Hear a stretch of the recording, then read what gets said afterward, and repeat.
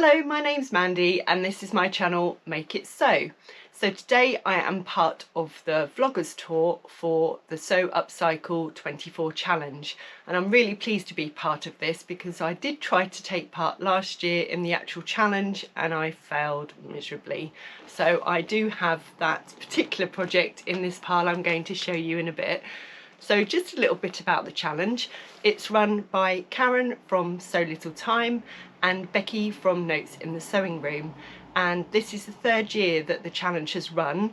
The rules changed slightly last year in that as well as making a garment, you could make a bag as well, and the same rules apply this year. Now obviously you cannot go out and buy new fabric, I know.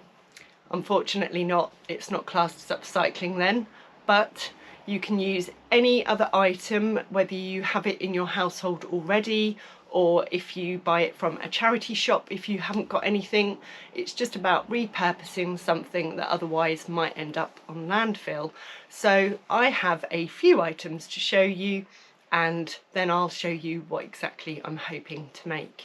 Now, one of the things I had in my cupboard is this shower curtain, and I got this for our shower, and then when we changed it to a glass screen it never got used, so it's almost brand new really, but I just love the print on it and I thought that would make a nice either waterproof jacket, or I would say more shower proof obviously, or something to go on a bag because I love the colours and it's got giraffes on it, so what's not to love for me. So that's one of my suggestions.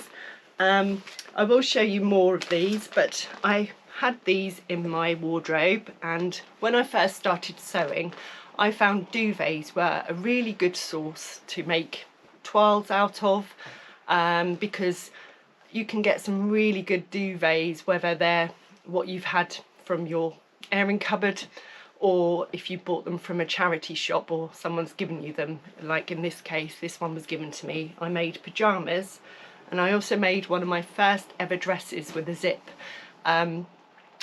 But you obviously need to be mindful when you look at duvet covers of what the fabric is, because some of them have that shiny feel to them and they're very much a polyester base, so they're not the most comfortable thing to wear or to even sew with.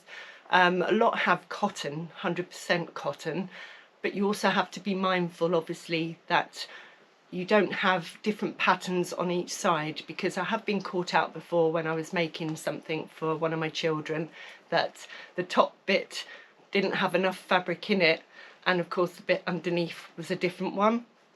So be mindful of that as well, but they are a great start for people that are beginning, that don't want to spend a fortune on fabric, and you wouldn't know it was a duvet by the time you finished, which is even better.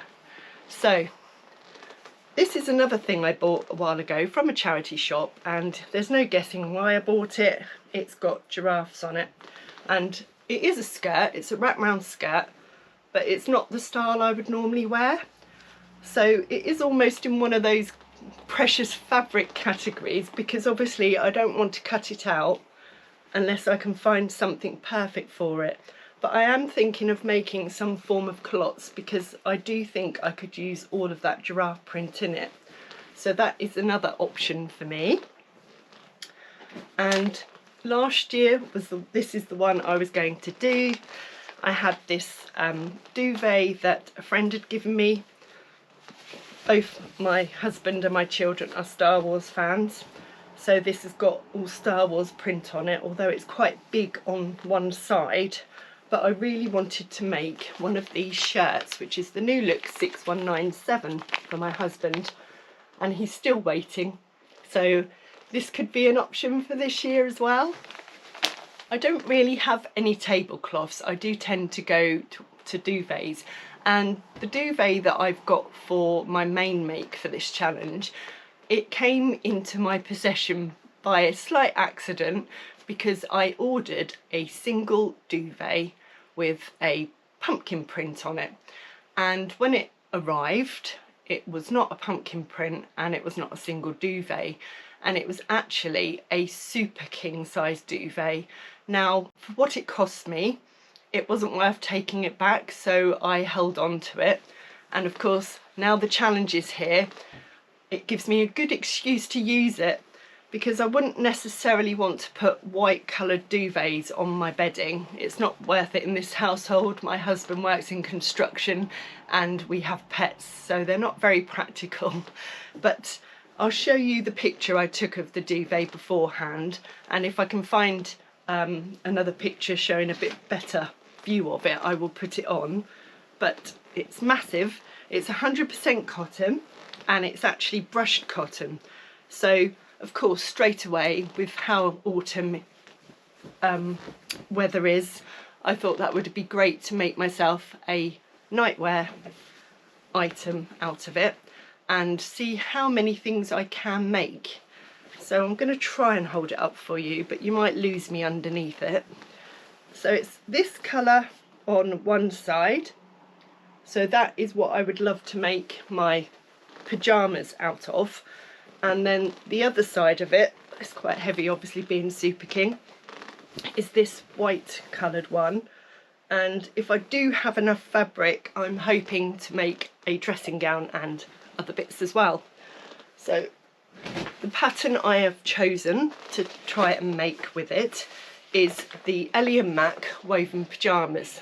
I've called them woven pyjamas. They're actually classic pyjamas because they have the option of woven material or knit fabric, depending which part of the nightwear set you're making. I'll put a picture on the screen because this one's a bit weathered, but this is actually a free pattern on their website, and I have checked today to check it's still free, and it is. So this pattern has many different items on it, and they class it as a gender expansive set. And the pattern is actually drafted for a 5'10" model because it caters for both male and female. So obviously if you're a bit shorter than 5'10", you will need to adjust the pattern accordingly. Even I'm going to have to, because it's 2 inches higher than I am. So that's not going to be too bad, I don't think. But the sizes are really good. It's very size inclusive. It starts from XS to 6XL.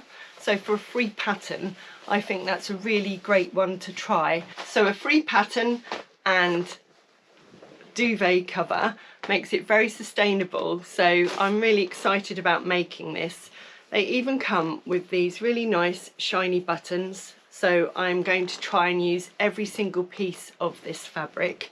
So it'd be interesting to see how many different things I can make from it.